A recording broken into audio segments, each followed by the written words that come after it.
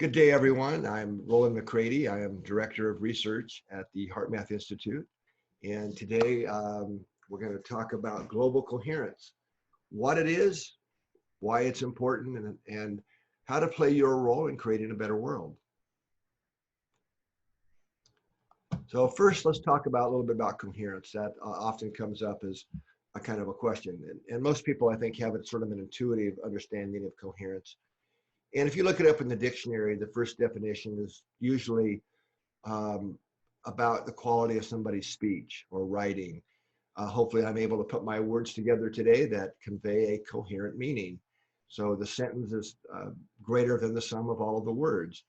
And if I was uttering nonsense, you would be saying, well, God, that was incoherent.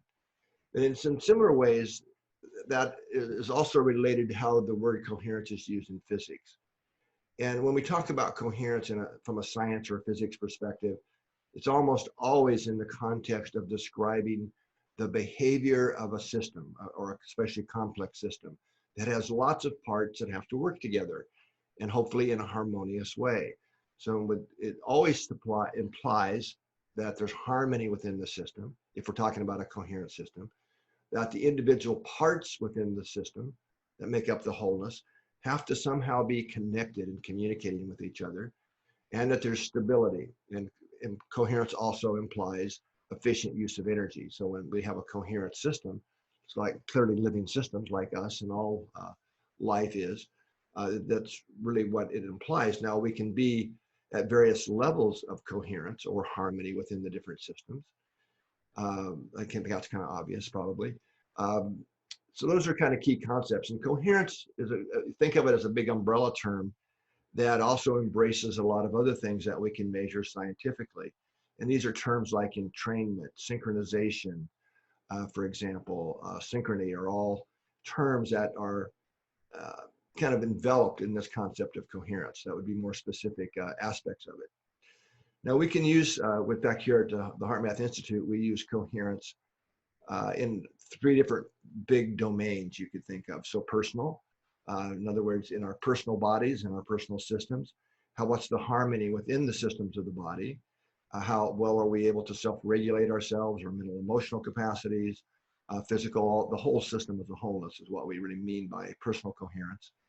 Social, which I won't talk a lot about today, but I'll just briefly cover that a little bit. But this would be what's the harmony and the connectedness and the energy efficiency within our families or our work teams, or even communities and countries, can all be described as coherent or incoherent. And then, of course, global, which is the primary focus of today's talk. We'll be talking about a lot more about what I mean by global coherence. So rather than giving a kind of hardcore scientific description of coherence for our personal coherence, I think this one is more meaningful for most people. And it's an optimal state in which the mind and emotions are brought into alignment and in sync with the energetic heart's intuitive guidance. Now, that may sound kind of odd at first, but if you think about it, if you think back about, it could even be today or the last few days, if there's been a situation where you were either asked to do something or thought you wanted or should do something or that kind of thing, but you just had a deeper inner sense, deeper inner voice prompting that maybe that wasn't quite the right thing. Maybe you should kind of sleep on that one, or that, in other words, just wasn't the right choice. Or it could be a situation where you've said something to someone that maybe hurt their feelings or created a bit of separation, and you had that inner prompting of that you really should go call them or talk to them and just kind of clean that up and apologize. But those kind of inner promptings. And if you think back on it, how often do we follow or not follow those inner promptings? And usually most people would agree that when we don't, that's when it leads to either greater separations with people, or we've made a choice that feeds back on us in a way that we wish we would have listened to that deeper inner prompting. In fact, I would suggest that it's just lack of alignment between our heart's intuitive guidance and the mind drives and ambitions. That's the greatest source of stress on the planet. And that's really, from my perspective, what the global shift is all about. The shift in consciousness is to bring more of the alignment between the heart and mind.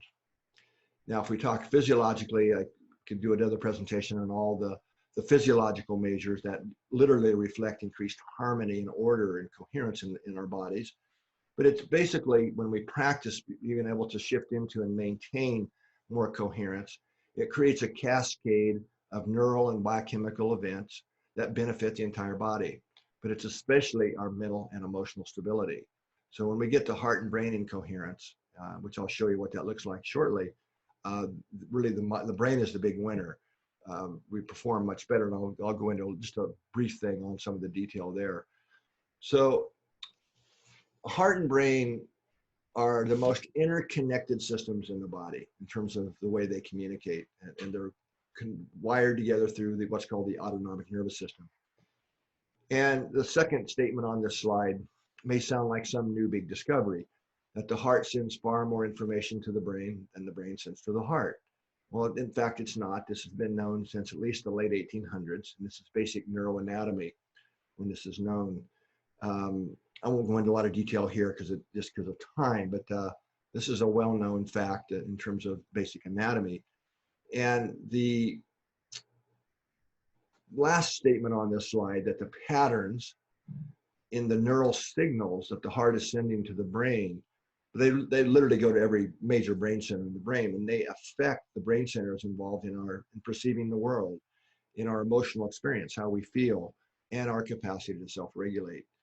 Now, this goes back to around the late 1960s, early 1970s, and there were two terms introduced into the scientific literature at that time, long before I came along and became a psychophysiologist, to describe the effects that the heart was having on brain function.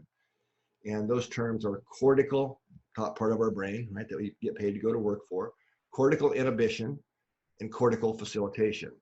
So depending upon the quality of the signals the heart was sending up to the brain, it either facilitated the brain and mental functions, or it inhibited them. And what they didn't know at that time, in fact, I'll make the statement, it's reading the older scientific literature of that era, it's really interesting because these researchers are quite literally saying in their papers that the heart is acting as though it had a mind of its own. Excuse me. But what we know now that they didn't know then was that the heart, in fact, does have what you could think of as a mind of its own.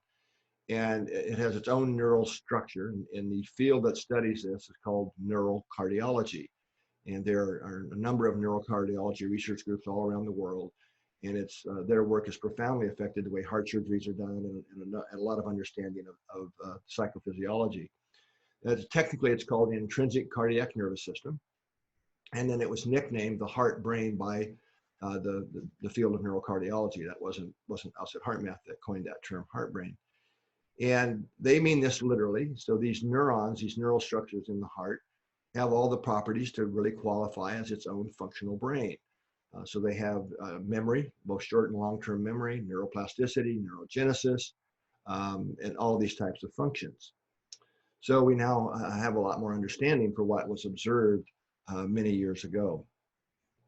Now, if we want to get a window into the activity between the heart and the brain, and what our emotional states are as well, this is where this tool called heart rate variability comes into play. And that's going to be a big factor in the global coherence work and the global coherence pulses, because we are, with the global coherence app, this is actually what we're measuring, is your heart rate variability. So in a healthy person, a resilient person, our heart rate is actually changing with each and every heartbeat.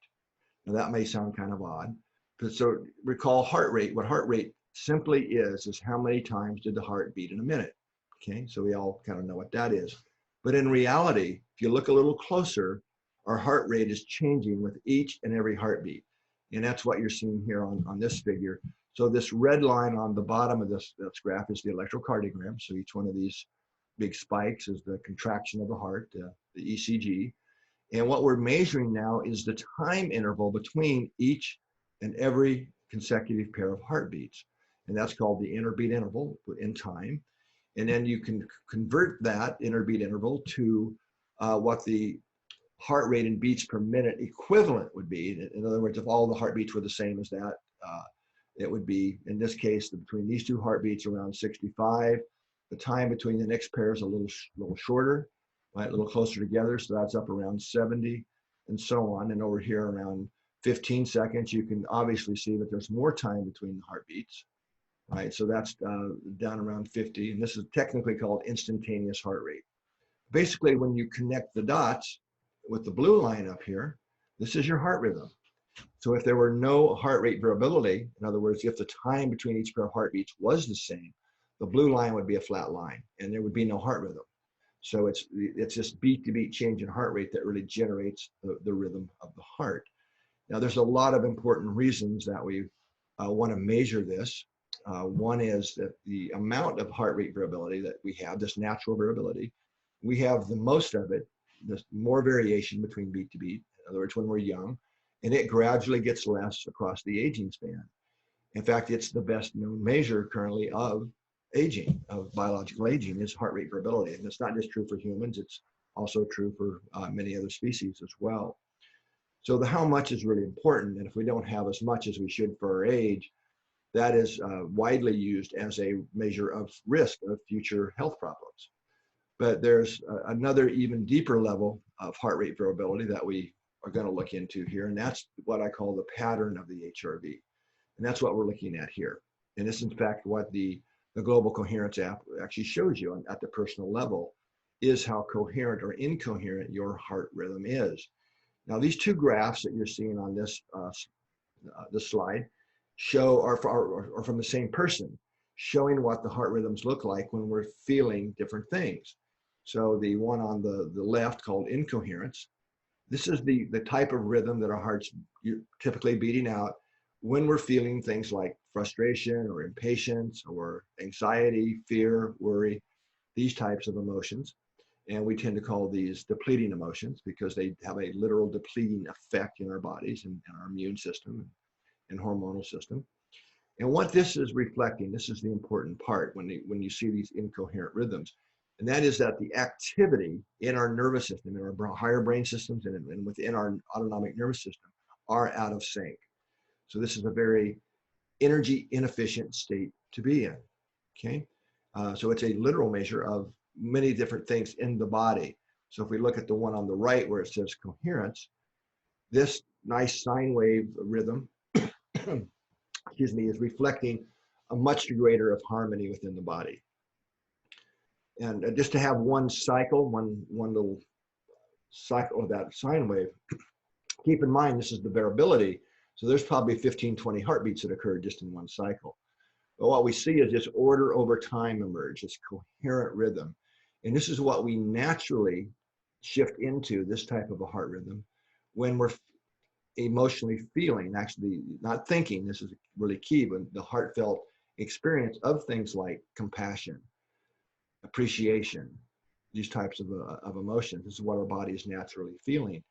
And as it turns out, we actually, within the human body, we have a resonant frequency. So resonance also plays an important part here. And so this is the resonant frequency of the heart, brain, lung, system, which is this coherent rhythm. So when we're in coherence, our systems are all synchronizing up and working together in coherence or greater harmony. And it's a very energy efficient state that helps. In other words, we're getting a lot more done with using a lot less energy. Now there's over 400 studies, independent studies now, that have shown that learning how to shift into coherence and practicing that throughout the day has a wide range of benefits. It's everything from increased academic performance in kids to lowered blood pressure to better hormonal balance, better at sports. I mean, the list just goes on and on. I won't go into all of that again because of time here today. Now, I'll just quickly kind of give you the mechanism here, and it took a lot of labs or a lot of years to really sort all of this out, but it's actually quite simple at the end of the day. So as I mentioned earlier, the heart sends much more information upstairs to the brain than the other way around. So these ascending, or technically afferent, they're called pathways through the nervous system. Basically, they go to every major brain center. And the one I'm going to focus on here right now is the thalamus. It is the very core of our brain, and it has many important roles. But one of those is that it synchronizes the electrical activity of the entire brain, global. So global synchronization is the pulses that do that, if you could think of it that way, are generated by the thalamus and these big cortical loops that go from the thalamus to all through the brain to synchronize neural activity. And if we're in an incoherent state, HRV state, that basically interferes with or inhibits the thalamus's capacity to synchronize global neural activity in the brain. And hence, that's where the term cortical inhibition came from. So for the brain to perform optimally, the neural structures that underlie the abilities and skills we have to be well synchronized and working harmoniously together. So easy ways to measure this are things like our reaction times, our coordination. These types of things are not as good or impaired when we're in this incoherent state. However, the part of the brain most profoundly affected is the frontal cortex, the pre and frontal cortex areas of the brain.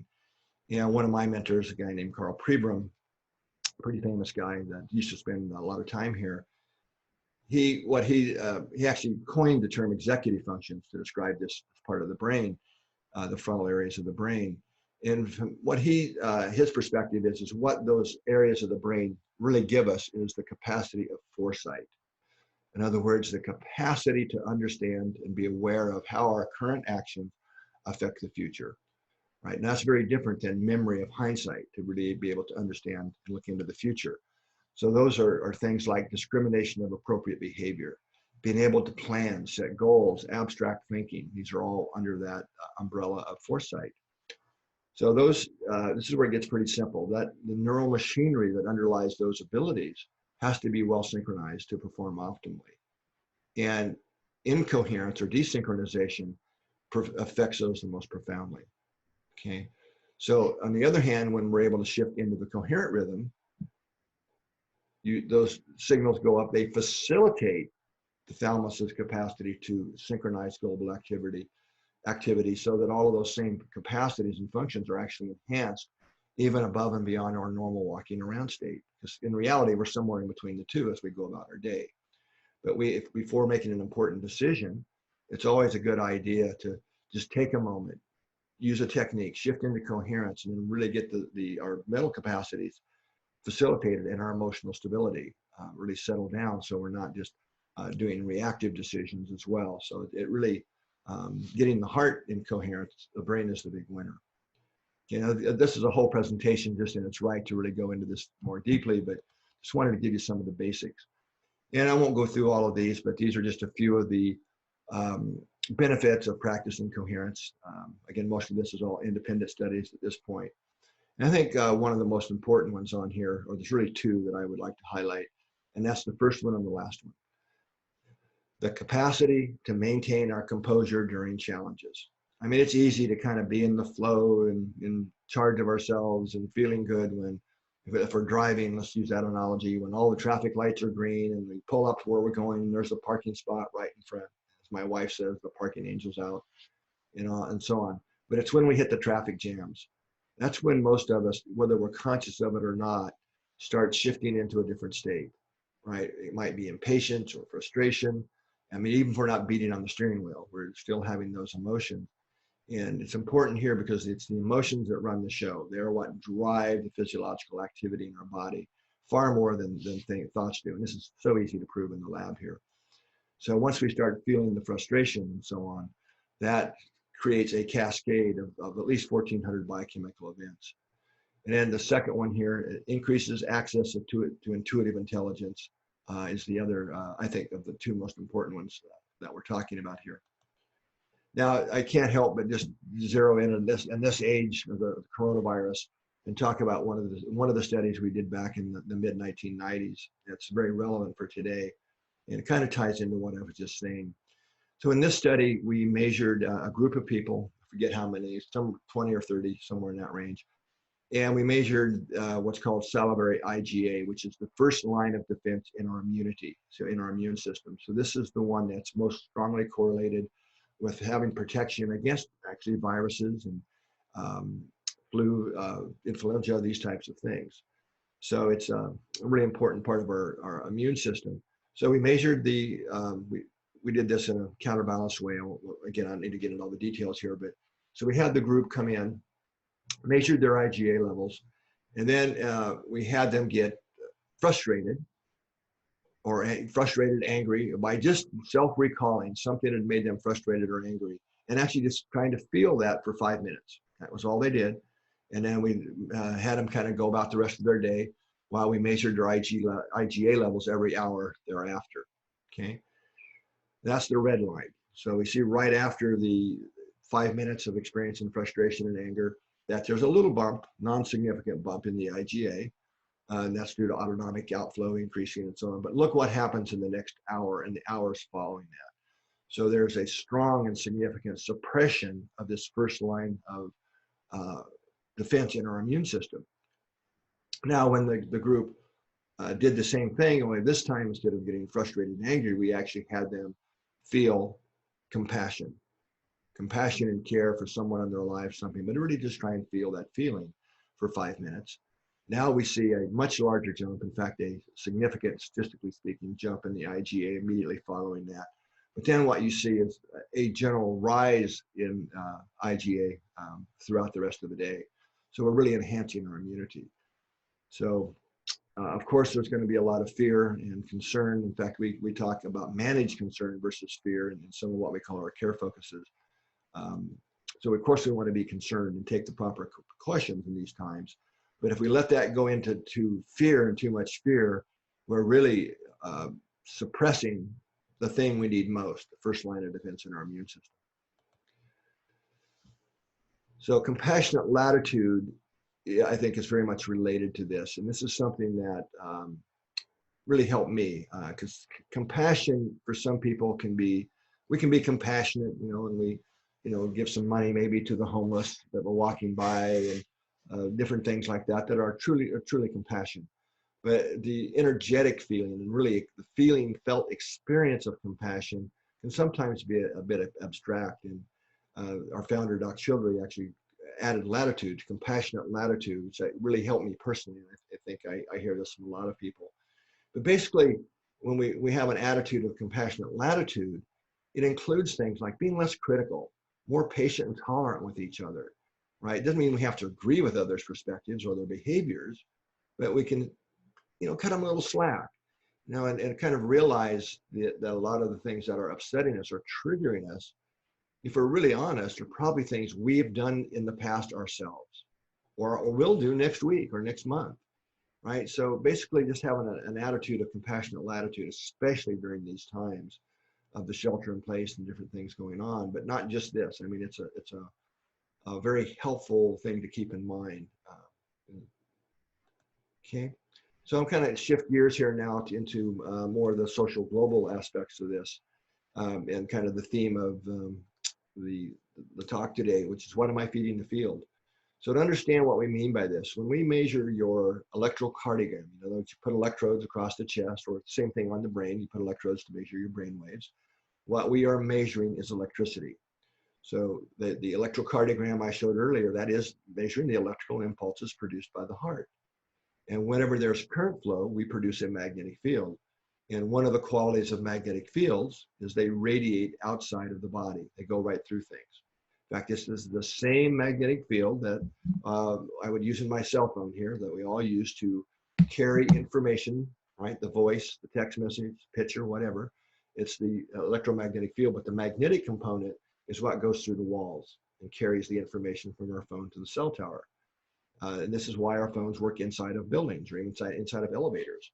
It's because of this capacity of the magnetic field to penetrate. So the magnetic field generated by the electricity generated by the heart and the current flows easily radiates outside the body. And the image you see on the slide here is actually the shape of the heart's, it's a toroidal shaped magnetic field, right? Now, so we know this because we can measure it with devices called magnetometers. So this isn't an aura necessarily. Not that auras don't exist, I just can't measure those yet in the laboratory here. But this is something we can quite easily measure external to quite a ways from the body. Now, where it gets interesting here is the vibrational pattern of the information being carried by these magnetic fields changes in real time based on what we're feeling, our attitudes, our emotions, and our intentions. Okay, and this can actually be detected by the nervous systems of other people and affect the mental emotional states of others around us. So this is not conjecture. This is all published. And if you're interested in seeing some of the scientific publications on this, it's been replicated multiple times. That's available on our website and what's called the research library.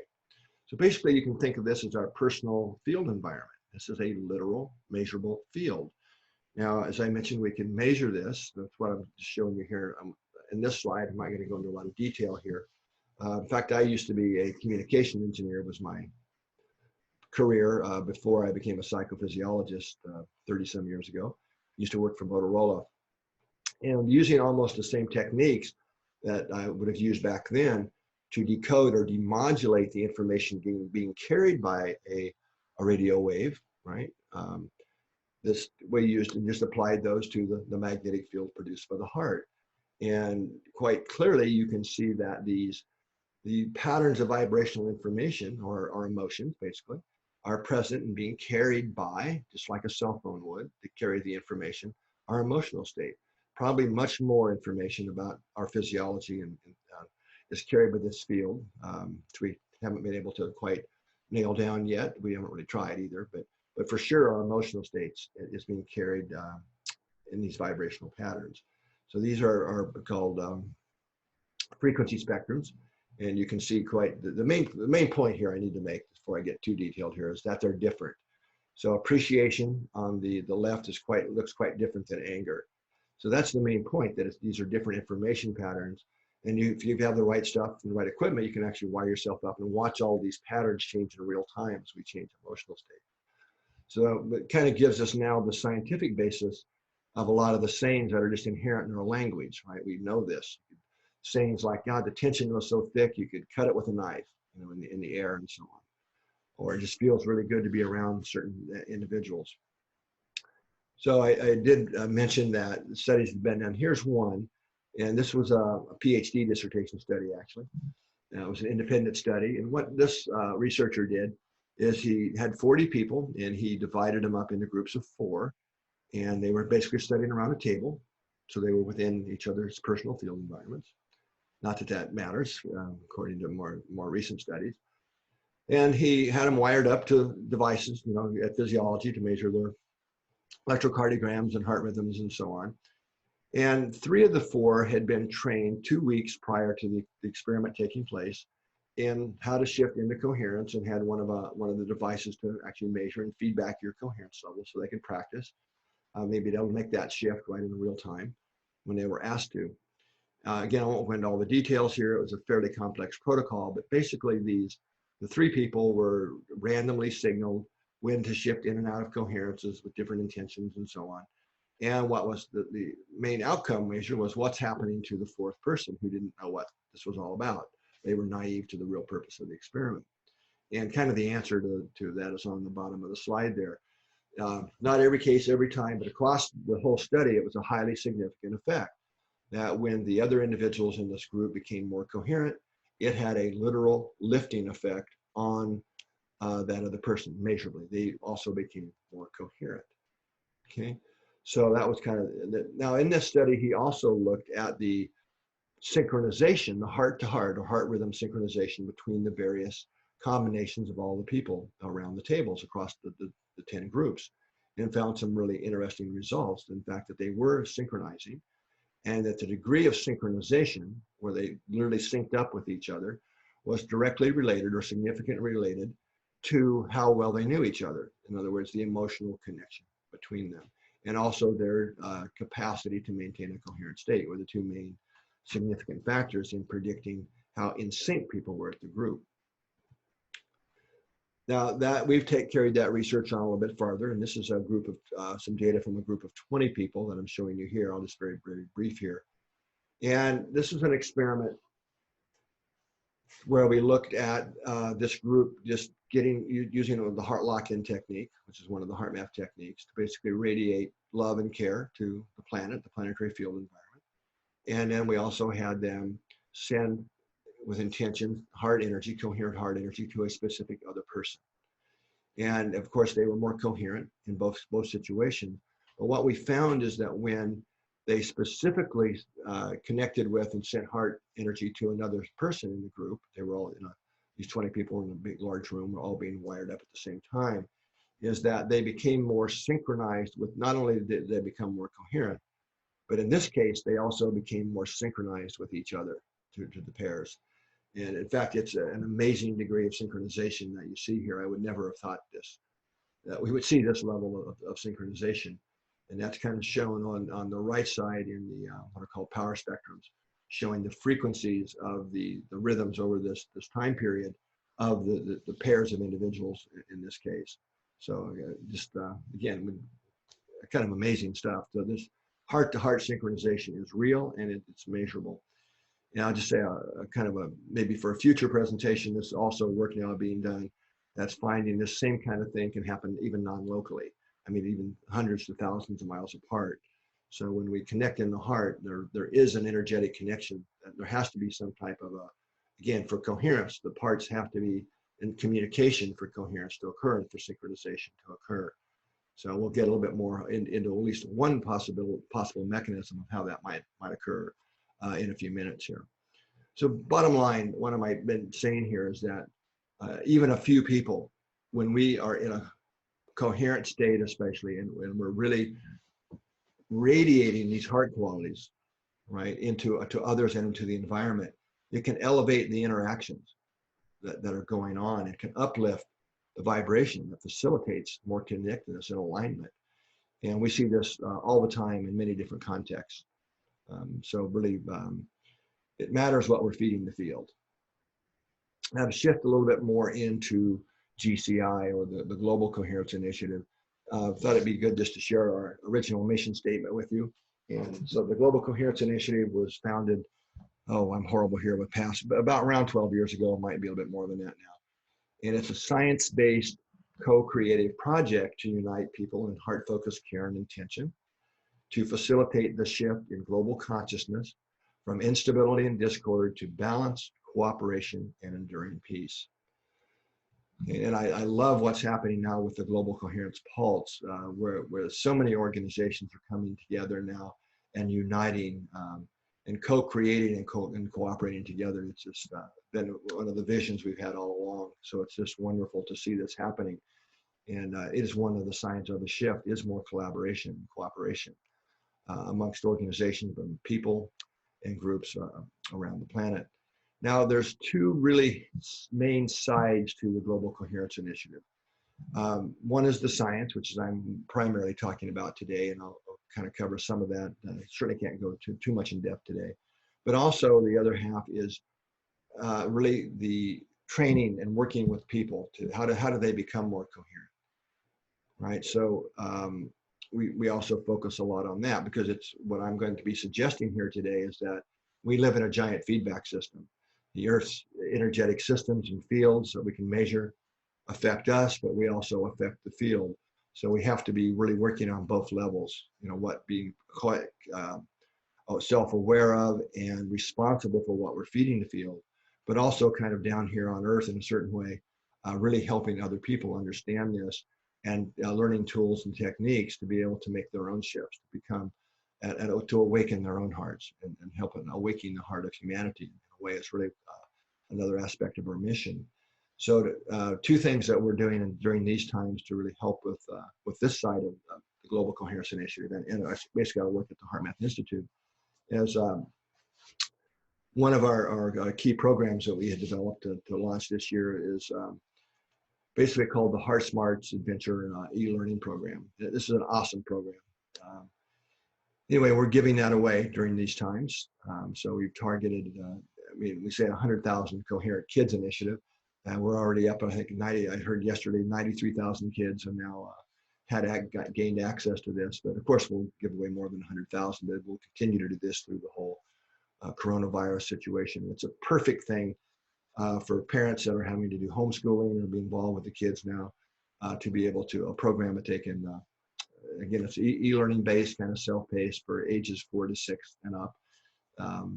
So that's, if you're interested in that and you have kids or grandkids, or anybody that you think would benefit from this, please let them know to go to our website, heartmath.org/coherent kids.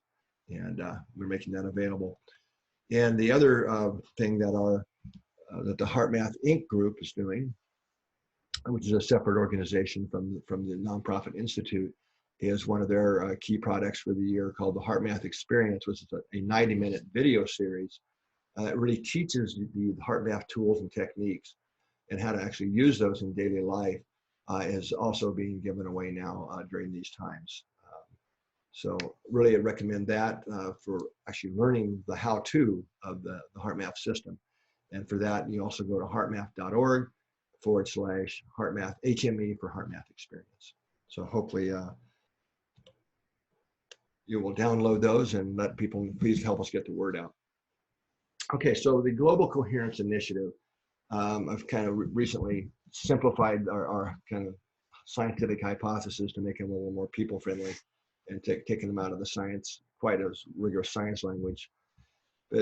Basically what we're saying here is that the Earth is constantly bathed in electromagnetic fields, and that's just scientific fact, many types of fields, in fact.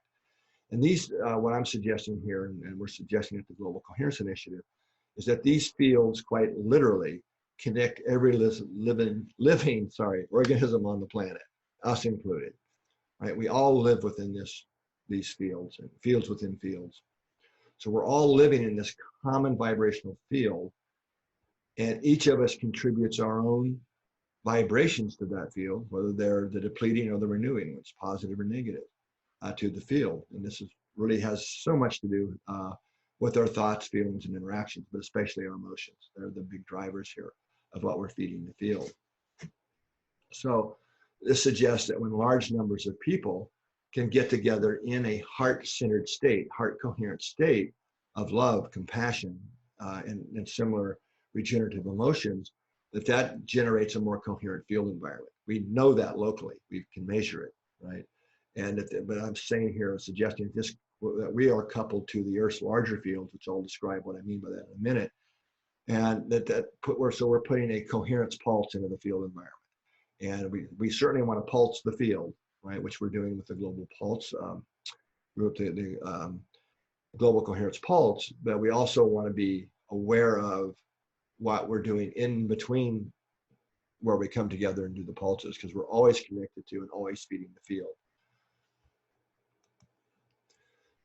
So there's actually a lot of work that's been done. I mean, I have stacks this high of papers that have looked at the effects of the changes in the activity of the Earth's magnetic fields on human health and behavior. So this is just kind of a small sampling of the ones that are well established. In a way, the changes in the Earth's background magnetic environment affects our brain and nervous system activity, and again, in a measurable way, how well we perform on various tasks, our blood pressure, heart rate, hormones, so on. Actually, even the number of traffic violations and accidents, the number of tickets that get written and the number of accidents kind of ride along with the rhythm of the magnetic field. Hospital admissions for a wide range of health issues, not just heart attacks and strokes, but a wide range of things, especially mental emotional disorders, depression, anxiety, these types of things. And societal conflicts and criminal activity are also modulated by or riding kind of along with the rhythm of the power of the magnetic field data.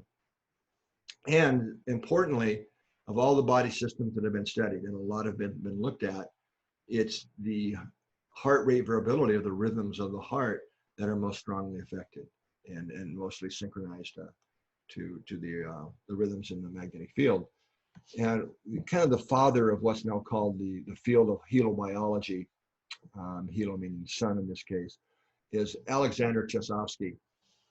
And he is basically a Russian astronomer, and he got drafted into World War I. And being an astronomer, he was kind of keeping one eye on solar activity and what the sun was doing. And it occurred to him, or it appeared to him, that when there were more solar flares and more solar activity, that people down here on Earth were affected, and that there were bloodier battles, and that people were just kind of crazier in a certain way. And this got him intrigued. So after the war, he did an exhaustive study of human history and to look at this potential connection. And he ended up creating what he called the Index of Mass Human Excitability, So he coined that term. And this next slide I'm going to show you is derived exactly from his original data. So this is from Alexander Chesovsky. Now what you're looking at here, let me just describe this for you. The blue line on top, if we start on the top panel on the far left, this is 1749. That's when this starts. And then you can see the rhythm going across, and then it wraps around into the bottom panel up to 1928 when he published this data. Now what's being plotted here, excuse me, is the number of major human events that occurred each and every year across that long time period. That's the blue line, okay? So these are big events. This would be like the onset of a war, major discoveries, things that had global implications, okay? The red line on the bottom is the solar cycle at the same time period, okay? I mean, if you look at that, I mean, there's obvious correlation here. These two are strongly correlated. And this, of course, has been confirmed many times over and brought into modern times. The same thing is true today. So the solar cycle is about a 10.5 to 11-year cycle. So you can kind of, that's the red line on the bottom. So that's kind of, and he went back to 1749 because at that time, that's how far back records have been recorded for the number of sunspots and types of things on the sun. So that's since then, through ice core data drilling, things like that, been able to go back much farther and see the similar things that are a much longer time span. So it kind of shows that we're deeply affected by the sun and its activity. Now, what they didn't know, what Chesovsky didn't know actually, he also observed that there were changes in physiology, blood pressure, heart rate, these types of things that actually preceded, say, when a solar flare would happen on the sun, several days in advance of that plasma getting from the sun to the earth and disturbing the Earth's magnetic field. And he actually predicted that there had to be some unknown radiations from the sun. And remember, this is quite some time ago. This is long before the discovery of X-rays and high frequency radio waves and these types of things were all unknown at that time, which we now know that the sun actually has. So in these peaks of the solar cycle, the sun is measurably, literally emitting more energy. Okay, so that kind of ties into this next concept here, well, not concept, set of data that's really important. That, because I should probably mention here that in these peaks of the solar cycles that Chesovsky showed us is when 80%, during that period, onset of war, 80% of them occurred right at the peaks of those solar cycles, right in that narrow range. So this could feel like, well, the sun's out to get us or something, but it's just not that way. Because here's the critical and important thing I want to underline, is that these same periods of increased solar activity are also the greatest periods of human flourishing. More creativity, more scientific discoveries, more artistic expression, music, paintings, all this. And this was happening globally in cultures independent of each other. So the way I would invite you to think of this is when during the increased solar cycle periods, the sun is literally putting out more energy measurably. That is radiating, and Earth was within the magnetic field of the sun, by the way, right? So that is connecting with the Earth's energetic systems, magnetic systems, and then down into us in our biology. So we have more energy is really what's happening. So it really gets down to how mature are we and self-regulated? How do we use these energy influxes? And especially when we're unaware that this is what's happening. Like I was a few years ago, I was doing presenting a keynote at a conference in Saudi Arabia, and I was talking about this data, and one of the audience members raises his hand and stands up and says, can't we just lock up all the politicians during that couple-year period around the solar cycles? What a great idea if we could really do that, because that's when, if you're not well self-regulated, you go start wars and create havoc. So anyway, I hope I've made that point clear enough. So to do the science side of things, we have to measure things. So we basically have to listen in, if you will, kind of metaphorically, although it may not be a metaphor, of the Earth's heartbeats and brainwaves. And to do this, we've launched or created what we call the Global Coherence Monitoring System. And this is a global network of very sensitive magnetometers that are designed specifically to measure the rhythms and fluctuations in the Earth's magnetic field, along with other instruments that I'll cover briefly at the end here, around the planet, to help us really more deeply understand how interconnected we are. So this is all told creating one of the largest experiments for intentional evolving human consciousness. So we're about halfway there on our grid now. So we've got, right currently we have active sites that are monitoring the Earth's resonance fields here at our location in Northern California, Lithuania, Saudi Arabia, South Africa, New Zealand, Canada, and then shortly, hopefully, we would have probably had one in Colombia by now with the restrictions on travel and shelter in place. We haven't been able to do that. This is what the monitoring site here in Boulder Creek looks like. The actual magnetometers themselves, you can't see, they're about 3 feet or about 1 meter underground. This is the site here on our property. This is the one in Saudi Arabia, and it's really out in the middle of the desert. It's out in the middle of nowhere. And just a quick story here. When we were first talking with the person who's in the picture on the upper right there, who's a very well-known cardiologist that runs a large cardiac hospital in Saudi Arabia. We were talking about the site and where it was going to go and what we needed to do, and he kept telling me we have to build this block wall, which you can see behind us there. And I kept arguing with him, no, we don't need a block wall. They're underground, et cetera, et cetera. And I've never really asked him why. I just finally said, okay, we'll build a block wall. And learned the lesson there that you always listen to your local partners. So the desert is full of free-ranging camels that like to go scratch on themselves on things. And the sand drifts are just like you see in the movies. And they've had to bring in the heavy equipment a few times now to remove the sand that's coming over the top of the walls. So our site would have been quickly buried without that. So, and this is the landowner. It's always just like to honor him there in the center of that. And one more story, and we'll move on. This is the site in South Africa, which is an awesome place for one of our sites. It's a huge 10,000 acre game preserve, where the wildlife is protected. So they've got the giraffes and the zebras and the hippopotamuses and all the critters. It's been my first time to Africa actually for this. So it's a great place for a site. And we were ahead of schedule, right? We were going to have about a day ahead of everything working. The site was in and everything's working perfectly. And we have our pipes coming up out of the ground where we make our electrical connections to go up to the site computer and everything. And the park manager drives up in his little Jeep, and perfect. I wish I had. Oh, I do have a picture of it, but the hat, and the whole thing. I mean, the perfect icon of what a game park manager would look like. And he pulls up and checking on how things are going. Looks down at our pipes and he goes, "Boys, them there is elephant toys." So they love to pull things like that out of the ground. So off we went back to the store and to build our little block wall around the site there to elephant proof it. And sure enough, this is some pictures I took there on the site of some elephants not too far away. And so you can actually see some baby elephants kind of following mom there in the background. So every site has its own story. I just thought I'd share a couple of those with you. So to kind of get more into the science of what we're talking about, one of the magnetic fields we live within is called the geomagnetic field.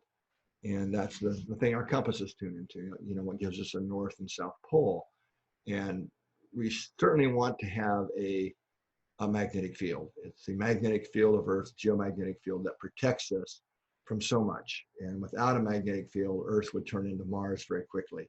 The solar wind would just blow away the atmosphere and the water, and that would be a very dry, barren planet very quickly without a magnetic field. So it's something to appreciate. If there's nothing else to appreciate that we have a magnetic field that allows life as we know it to exist on Earth. Now, the geomagnetic field is actually a pure magnetic field, just like a bar magnet you would stick on your refrigerator. It's pure magnetic field. Now, if you try and travel back to when you were in science class, remember when most people got to dump iron filings on a glass plate? And I actually need to make a graphic of this. And then you put the magnet under the glass plate, and then you saw that the iron filings kind of jump around and then show you, they outline the shape of the field of the magnet, whatever type magnet you had. But the point here is if you think back to that, those iron filings line up in lines, right? It wasn't this homogeneous black blob. They're very specifically to lines. And what that's showing us is the kind of a picture of what are called magnetic field lines, or flux lines are sometimes called. So the magnetic field of Earth is no different. It's these and that's why these white lines on the graph here are showing us are the magnetic field lines. Now here's the interesting thing, is these magnetic field lines, quite literally, I'm not talking about metaphor here now, act like guitar strings. You can pluck them and they vibrate just like a guitar string. Okay? Now, just like in a guitar or any stringed instrument, the length of the string and the tension of the string controls or determines its resonant frequency, right? Or its note or its pitch, whatever term we want to use here, the quality of the sound that it makes. So the Earth's magnetic field lines are extremely long, right? Thousands and thousands of miles long. So they're very long, so they have a low frequency. And if you change the tension or the length, they change their frequency. So this is what's plucking the strings of the Earth's field is the solar wind rushing by. So the solar wind is the high energy particles kind of being blown out of the sun that travel about 1,000,000 miles per hour on a quiet day. And they're strong enough, the solar winds, that it compresses the magnetic field of the Earth on the daytime side and stretches it out on the nighttime side.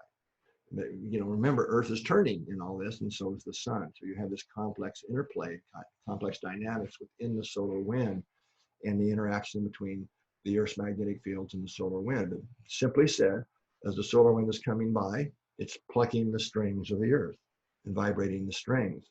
Now, this is some really neat, relatively new data here that is from a satellite system that NASA put up. That has 5 probes just to study the Earth's magnetic field. So this is not an artist drawing. This is actual data from these satellites showing us the little white dot in the center. There's the Earth, obviously. So we're actually starting to see here the ringing, the vibration of the Earth's magnetic field, or the field lines. And these are technically called field line resonances. Now, when we measure them down here on Earth with our Global Coherence monitoring system, you see that there's a range of frequencies down here. And one of the frequencies that can occur, it's kind of one of the primary or standard resonant frequencies of the field line resonances, is a frequency around 0.1 hertz. But this whole range where you see all the peaks down here, up to about 0.5, 0.6 hertz, these all directly overlap our nervous system, heart rhythms, and nervous system activity. These are all in the same range. So our physiology is the core components of our physiology are operating in the same range of the Earth's field line resonances. And again, one of the primary ones that's been measured for years, actually, by others, not just us, but nobody's put the dots together at 0.1 hertz. That's important because that is the same frequency as our heart rhythms when we're in a coherent state. So when we're in coherence, we're more coherent, we have a stronger signal, we're putting a more coherent signal into the field environment, and it's also vibrating at the same range as one of the primary resonant frequencies of Earth. Okay, let that soak in a little bit, what I just said there. Now, the second set of magnetic rhythms that are relevant here to this discussion are called Schumann resonances. And I find there's a lot of confusion out there about Schumann resonances. But Schumann resonances are basically magnetic waves that travel around the surface of the Earth in all directions. And they're trapped between the surface of the Earth and the bottom of the ionosphere. And if you're not familiar with the ionosphere, just visualize that or think of that as this big soap bubble around the planet. It starts about 50 miles up from the surface of the Earth and goes out to about 150 miles, depending upon seasons. And this is a layer of what's called plasma, highly ionized ions. And plasma is considered the fourth state of matter in physics, and it has a lot of unique and special properties. I won't go into all those here, but one of the properties of this plasma, the ionosphere, is that the bottom layer of the ionosphere is like a mirror to lower frequency magnetic waves. They bounce off of it. In fact, this is how ham operators or amateur radio operators they use that to send their radio signal up, bounce it off the ionosphere, and that's how somebody in the United States is talking to somebody in Europe or China. And if you're lucky and get a second bounce, now you're talking to people in New Zealand and Australia and so on. So This is a well-known phenomenon. And in the 1950s, a German mathematician suggested mathematically that these resonant frequencies around the Earth had to exist. And his name was Otto Schumann. So they got named after him. So Schumann resonances are completely controlled and determined by the geometry of the cavity between the Earth and the ionosphere.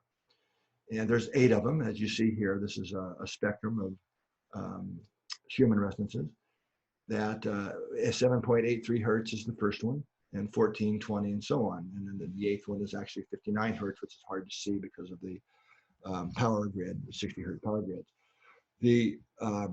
All of these overlap the same rhythms as our brains. So 7.8 hertz is right on that boundary between theta and alpha rhythms, if we use that language to describe brainwave frequencies. But all of them interact, or well, they do interact, but overlap in brainwave frequencies.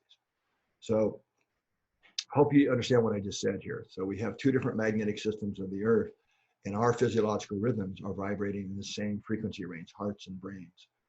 Now, interestingly, if we measure the magnetic fields produced by our body, the heart's magnetic field is the huge one. You can measure it many feet from the body. You can measure a brainwave about 1 inch. It's kind of the same ratio for Earth. The field line resonances, first thing I described, are the really powerful rhythms. And I'll show you this in a second. And the Schumann resonances are much smaller. So it's kind of the same ratio between Earth and humans. I don't know if that means anything or not, but it's really an interesting observation. So one just comment here, the Schumann resonances are exactly the same frequency as they were when they were first measured in 1959 and 1960. Okay, so yes, they can be temporarily disturbed, through a solar flare or something, and kind of shift around because the ionosphere has been kind of hammered. But as soon as things settle back down to normal, they go right back to their same resonant frequencies. So, and it's a good thing once you understand what controls the resonant frequencies of the Schumann resonances, which is the geometry.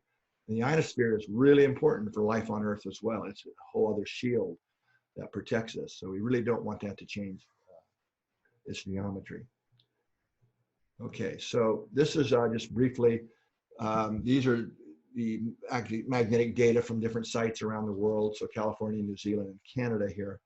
The main point here is it used to be thought that if you measured these magnetic waves anywhere on Earth, they would be the same everywhere, because it's a global phenomena. Well, that's out the window, I'm sorry, because you can see that there are dramatic differences in these. There are global correlations, yes, but important local differences. So let's just focus on the red one here.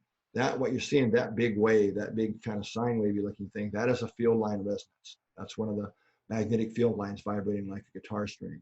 And then if you look at that kind of noisy looking stuff on the red line, and then in the center where it says the little dotted box is, I'm going to show you the next slide. I'm going to zero in on that.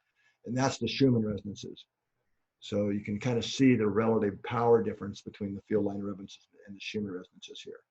So it's really the vibrations of the Earth are the same as the heart rhythm, autonomic nervous system rhythms are the big powerful ones.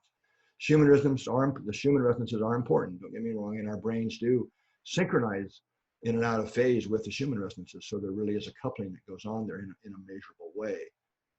Okay, so they are important, but let's just put things in perspective. The field line resonances are the big daddies. Okay, so I'm just going to briefly share a couple of studies here. I know we're getting a little bit long on time. This is a study we published in one of the Nature journals, Scientific Reports. And this was a long-term study where we were measuring a group of people's heart rate variability with the devices. You were ambulatory recorders that measure heart rate variability, lightweight devices. So this group of people wore them 24 hours a day, right? Most days a week over a 5-month period. So this was a very long period. As far as I know, it's the only study that's ever been done like this, where we had very long-term recordings. And we were able to then look at multiple events that occurred over this time period of changes in different environmental parameters, and the energetic environment we live in. Now, one of those is cosmic rays. And cosmic rays are the high energy particles that come from outside of our solar system, okay? And these are kind of complicated graphs, so I'll try and explain them. All of the different markers you see here, all the little triangles and yellow and circles, This is the response of our heart rate variability to an increase in cosmic rays. And this is a huge response. I mean, this is really big, way above the significance lines, and it's over 40 hours. So what this is indicating is that when there is an increase in cosmic ray energy, our physiology responds in a positive way, okay? Now, this is kind of contrary to some previous studies that only looked at hospital admissions around disturbances. So I'm going to hold my comment on this for a minute here. Then the next one here, we're looking at what's called solar radio flux. So the sun, independent of the photons and the solar wind and the high energy particles, also radiates, emits a radio frequency wave, which is called it's sometimes called the F107, but basically it's solar radio flux energy. This is a 2.8 gigahertz around that range radio wave. And what we see is when that increases, that we also saw a positive response in people's HRV, okay, an increase in HRV in a positive way. And that kind of, you can see here, fell off again. It kind of was overall a positive effect throughout the 40-hour period, with a lot of periods of significance in the various HRV measures.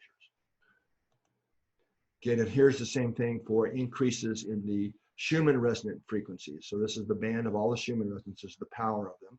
When the Schumann resonance, or the coherence in the Schumann resonance, would be another way of thinking of this, increases, we also see a somewhat delayed, but a positive HRV response, okay?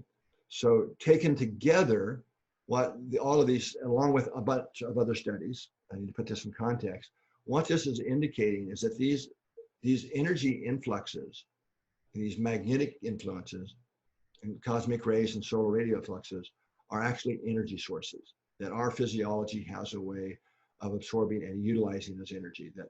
And not only would people's HRV go up, in another large study we did with 1,600 people, they also reported in that study that when you have increases in these same factors, that people sleep better, feel better, have better cognitive function, get along better socially, and so on.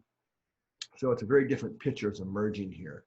I know some of the types of literature talk about external influences helping facilitate the shift in consciousness. So this data is kind of supporting that. That may not be that kind of new agey or crazy. That this is actually real data from multiple studies that are starting to support these facts. And then this is field line resonances. You see an immediate, fairly strong effect that lasts for 4 or 5 hours as well here. So these are all good things. Now, interestingly, what we didn't see such a strong response to was magnetic field disturbances. And this is important because most of the studies that are done prior to us having a global coherence monitoring system, they just didn't have much data. The only data they really had was what's called AP or KP indexes. And this is a measure of magnetic field disturbance, which happens when you have a solar flare, something in that solar wind gets disturbed and the plasma from the sun hits the magnetic field of the earth and it gets all incoherent and very disturbed. And there is, in fact, increased hospital admissions for a lot of different things during those periods. But what we, in the study I just showed you, we were looking not at disturbances, but at normal times, right? In fact, when we look at the magnetic field disturbance indexes, we saw very little effect on the HRV sub, but not nearly as profound as the other factors that we're now able to measure. So here's another study that kind of started a new line of research for us. It was some surprising findings. And this was a study that was done, again, doing long-term recordings, in this case, over a 30-day period continuously of a group of people. And to give context here, this group of participants was spread across the state of California. So some quite literally were in southern part of the state, some here in central, some more north. A lot of them didn't even know each other. These are people that are going about their normal days, just wearing these devices 24/7 for 30 days. And our original question was to ask the question, so when we see changes in the resonant frequencies and so on of the earth, do we see changes in the autonomic nervous system? Which is what HRV measures, by the way. HRV reflects the autonomic activity in our autonomic nervous system dynamics. So there was a lot of those kind of changes. That this is all published if you want to see that. But here's the surprise. When we time synchronized the heart rate variability data, the beat-to-beat change in the heart rates across these people, across the state, time synchronizing, just averaged them together, the HRV. And what we thought we would see was a noisy kind of line of nothing, just kind of around zero. Because why would my HRV have any relate to somebody else's? And circadian rhythms were all removed because that would be an obvious thing, day-night differences, to add a little relevance here. But that's not what we saw. So on this graph, the gray and black line are two different HRV measures, important HRV measures. And we see that they're far from a noisy flat line. What this is showing us is that, in fact, this group of people across the states, heart rhythms are synchronized, okay, over a slow wave. And then it was another new finding here is this other much slower rhythm in the heart rhythm, much slower than what had been previously known. And so this was jaw-dropping. We just did not expect this. And then when thinking about this, we realized that, well, the only thing that could really explain this would be an external signal that everybody was exposed to across the state. Gee, our own hypothesis, the resonant frequencies in the earth might explain this. So the red line you're seeing here actually is that you can think of it as coherence, but power in the resonant frequencies, in this case of the Schumann resonance frequencies. So again, you can see the correlation here. You don't even need statistics, although they're very strong statistics and a very highly significant effect. And on the far right, you see the spectrums of the two waves, and you can see they're exactly over this time period, the same frequency. So what this was indicating was really surprising, first of all, that we would see this degree of synchronization to the resonant frequencies in the earth in our physiology. I mean, we would never have predicted this. But so this is implying that we're far more interconnected with the Earth's energetic systems than previously even believed or projected. So that was pretty profound, and figure we better replicate this. You know, a relatively small group, California, you know, we're pretty wacky out here anyway. So we were able to get some funding and replicate this study and extend it on a much larger scale. So we had over 100 participants and groups of 20 in 5 countries, okay? So we chose countries in the same areas where we have a magnetic monitoring sites. So this is a lot of data to do this continuous HRV monitoring and this large of groups of people globally. So here's some of our participants: New Zealand, Lithuania, California, and Saudi Arabia, and then there's also a group in England as well. And this is it's not quite as simple as what I'm going to present here, but this is the basic essence of the findings. So when we look at these global groups, on the left, the black line is the power of the resonant frequencies, in this case, the Schumann resonance power. And the blue line is a subgroup from the groups all around the planet that are synchronized together and synchronized to the rhythms in the Earth's magnetic field. Again, an amazing degree of synchronization. And it's kind of mind-boggling when you see this, to me. And keep in mind that these are people made up of groups from all around the world. So, I mean, they're in radically different time zones, but yet our hearts in this slow wave rhythm are synchronizing to each other and because we're synchronized to the Earth's magnetic field. And the graph on the right side here is the same, different subset of the subjects, but now the black line in this case is the power in the resonant frequencies, the field line resonances of the other set of magnetic waves. And again, see this amazing degree of synchronization across these 2 different sets of magnetic frequencies and our physiology. So some of this is published, some of the subgroup data. We're getting ready to publish some of the larger data. Now, this is also another surprise that I would not have predicted. In the same study I just described, in the middle of it, we had all of the groups all over the world. We actually connected by Skype, I think, at that time, and did what we call heart lock-in for 15 minutes. And heart lock-in is a HeartMath technique. It's more a heart meditation technique where you really lock into the frequencies of the heart and create coherence and radiate love, care, compassion to others and yourself and others in the planetary field environment. And so what happened, we were, of course, making the HRV of all the members and all the groups, and a couple of significant things happened. All of the HRV, most of the groups were, and the individuals in the groups were much more coherent during the heart lock-in. But their synchronization to each other within the groups was significantly increased. We're also able to look at how in sync the left on the left side is the 20 individuals in the day before actually the heart lock-in day.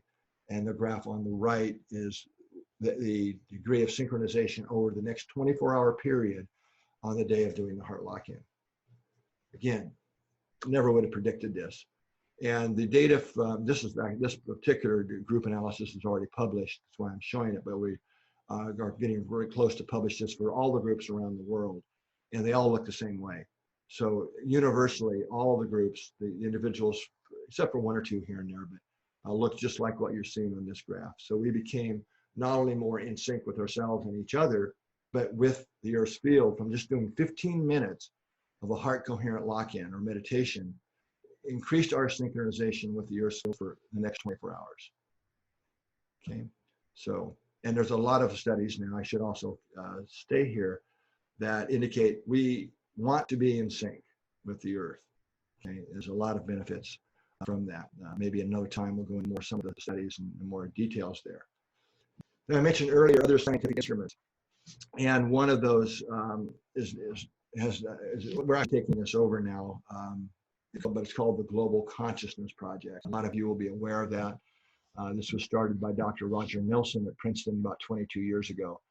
And it was a 20-year-long experiment of a global network of physical devices or random number generators that are very rigorously scientific designed instruments to create pure random strings of random numbers.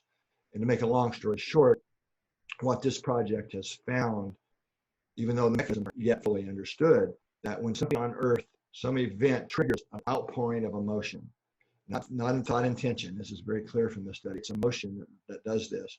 But, when some event happens that triggers widespread emotions in humans, globally, not just locally, this global network of physical devices is modulated in a way. There's a coherence that's introduced into them. So they're no longer as random. It's a small but measurable effect. So there's a type of coherence that is, but all the devices in a simultaneous way have this effect. So it's truly a really neat scientific instrument for measuring global field effects. And all the scientific theories and modeling certainly suggest this is a field effect model that describes it. But of all the studies that were done, this is my favorite, and I think Dr. Nelson would agree, it's his favorite as well. He had a number of these events, for what they call formal events that are predicted and so on, and then rated them for their level of love and compassion. Okay, so like the global prayer days, global peace days, things like this would be where there's a lot of love and compassion in those events. So that's the bar. Many events now analyzed together in the high bar there. Then medium, these are events that have a lot of emotionality, but not necessarily a lot of love and compassion. So this would be things like Super Bowls and World Cups, a lot big sporting events, these types of things. The ones that in low, these would be the emotional. Analysis shows is that events of love and compassion have a significantly greater effect in modulating these physical devices globally. So this is, as far as I know, one of the best scientific instruments that we have for actually showing that our consciousness literally, globally, is modulating the physical world and changing the behavior of these physical devices, and that love and compassion has the greatest effect.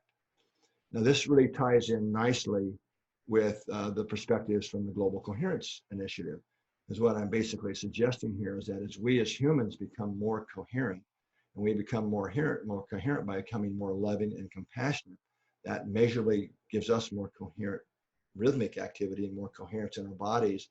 We have a measurably more coherent field environment, right, which we know through resonance principles, because coherence is critical for resonance to occur. Without coherence, there is no such thing as resonant coupling, like between tuning forks.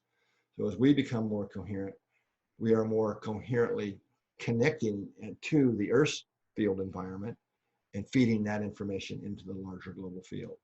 So this is just another way, I think, of showing that that is exactly what might be happening here. through this system. And so Dr. Nelson, just to mention here, has asked us at the HeartMath Institute to take over the Global Consciousness Project as he's retiring. And we are in the process of doing that and developing what we're calling GCP 2.0, where it'll be a lot of technology improvements have happened over the last 20 years. So we're in the process now of really creating the next version of this that we hope will be more sensitive and much more user-friendly for more citizens and scientists to get involved and have a much greater global network. So basically what the data also suggests here is that when we're together, and it doesn't necessarily have to be in the same room, but when we are together anywhere energetically and in a coherent state, especially, that there is an amplification effect, in this case of our heart-focused compassion. So as I kind of alluded to earlier, what I'm really saying here is this is a self-reinforcing giant feedback system, right? A vibrational energy. And when we do it together, it amplifies the effects, and we can put a much stronger coherent pulse or signal into the field environment, right? And all living systems within that greater field, the Earth's bigger field environment, are going to be affected, even though they may not be consciously aware of it, and uplifted by that more coherent signal. And as we do that often enough and long enough, we can eventually dissipate the fear and incoherent signals that are currently in our global field environment. Now, another aspect of the research, this is all part of the Global Coherence Pulse work we're doing.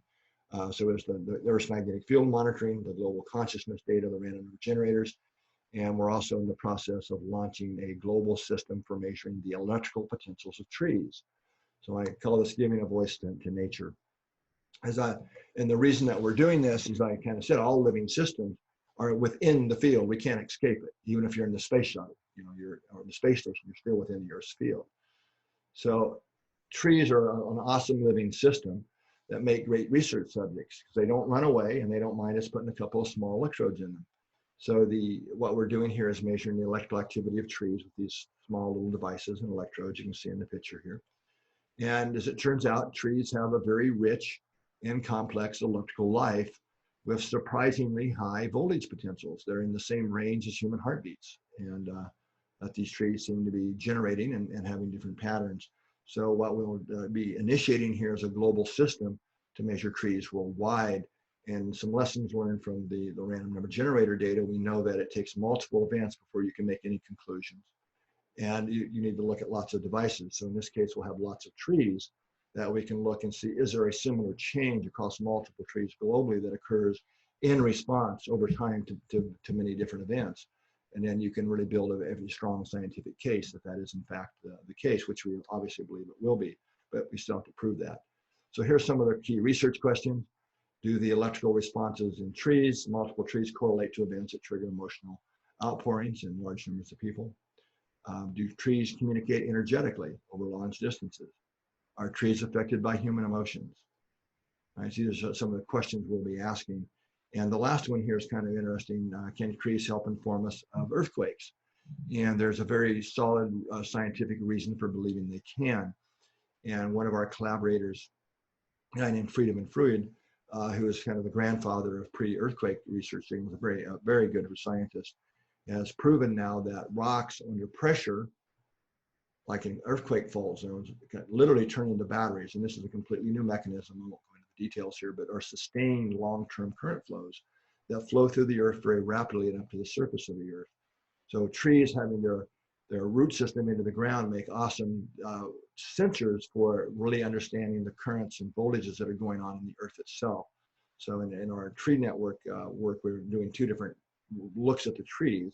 One that looks at the tree potentials, and then one from the ground potentials to the tree. So that could also be another neat benefit of this tree system. So the last thing I would like to share. So basically what I'm seeing here is that with the work we're doing, and especially in collaboration with the Global Coherence Pulse community, because without the people really adding the heart to the planet, we don't have anything to measure. Right, so we're bringing large numbers of people together at the same time and being able to measure their actual coherence. And that's what the Global Coherence app is all about, and why we're really inviting all the partnering organizations to really suggest to the membership that they download the Global Coherence app, so we can track you, see what your coherence level is, not individually, of course, but that your data will never be shared with anybody, by the way. So if you do download the app, please, when you register, it's going to ask, do we have your permission to use your data in research? And I would really, please say yes to that. Your data will never be shared, and your name will certainly never be associated with your data. So it's totally private, but that will allow us to use your data in future research projects to ask the questions about the coherence level, the number of people who are coherent, how many people does it take, for example, to really see a shift in our other measures, in the trees, in the magnetic field data, and in the random number generator network. So we're really hoping to put this all into one house here and correlate all of these things to give us a completely new generation that's never been done before of being able to look at how we affect the world and other living systems. So I would certainly invite you to download the app and get involved. There, it does measure and reflect your own personal coherence if you have a HeartMath sensor, one of the HRV sensors, but you don't have to have a sensor to use it. And you can see what the group's coherence is. And so there's different feedback screens. This is just one of them. The ring in the center here shows you your personal coherence. It gets really big and glowy when you're more coherent. And the outer rings reflect the global group, the community who's there with you now, how coherent they are. One of the neat things, even if you don't have a sensor, is the map. And this is really awesome. People love the map. So all the little points of light showing up around the world, and who's somebody there with you right now participating in a global coherence pulse or a heart focused meditation. And these are literally points of light. They're points of light on a map, but they're also points of light in the real world of people radiating coherent heart energy into the global field. And for those that want to take it a bit deeper and really be involved in the future research as well, it's awesome to get one of the sensors, the little ear sensors that go in your earlobe, either connect via Bluetooth to the app, or if you have an iDevice or a lightning sensor that you just plug in, use that sensor. So this allows us to measure the global coherence and also your own personal coherence as well, and track that and how much coherence, what not only your personal coherence is, but how much coherence you're adding personally to the field environment. So with that, it was the end of what I wanted to share, and I'd just like to leave you with inviting you and hoping that you will take some pauses throughout the day, a little time to tune in. Just ask yourself, what am I feeding the field? How much of my time today have I been feeding the field with appreciation, kindness, cooperation with others, versus how much have I been feeding the field maybe with some irritation, impatience, frustration, anxiety, etc.